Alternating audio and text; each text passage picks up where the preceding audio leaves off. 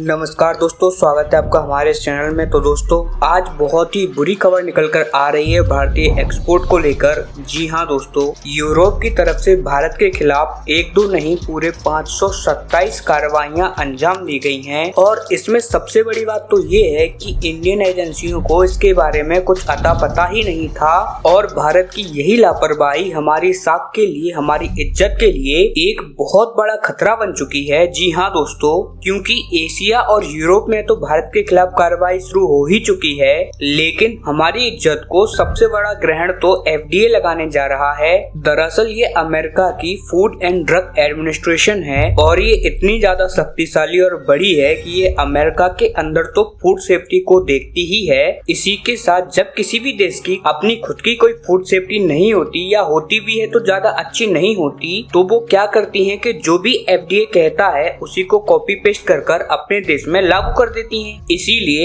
FDA को दुनिया की सबसे शक्तिशाली एजेंसी भी माना जाता है और एफडीए ने भारत के खिलाफ एक पूरी की पूरी फाइल ओपन कर रख दी है। और ये फाइल कहीं भारत के पूरे एक्सपोर्ट को ना डुबा दे। अब मैं ऐसा क्यों कह रहा हूँ, तो चलिए मैं आपको ये पूरा का पूरा मामला विस्तार से समझाता हूँ। लेकिन दोस्तों, उससे पहले अगर अभी तक आपने इस चैनल को सब्सक्राइब नहीं किया है तो प्लीज इस चैनल को सब्सक्राइब कर लीजिए, क्योंकि मुझे आपके साथ की बहुत ज्यादा आवश्यकता है। जैसा कि आप स्क्रीन पर देख सकते हैं, यूरोपीय यूनियन ने अभी ऐलान किया है कि इन्होंने भारत के करीबन 527 ऐसे आइटम्स को पकड़ा है जिसके अंदर कैंसर कॉजिंग एजेंट पाए गए हैं। यानी कि भारत के इन 527 खाने पीने की चीजों में ऐसे केमिकल मिले हैं जो कि कैंसर का कारण बनते हैं। और बताया ये गया है कि इन 527 में से 525 ऐसे हैं जो कि फूड आइटम है और 2 ऐसे हैं जो कि फीड आइटम है। इसी के साथ यूरोपीय यूनियन ने ये भी बताया है कि इन 527 आइटम में से कम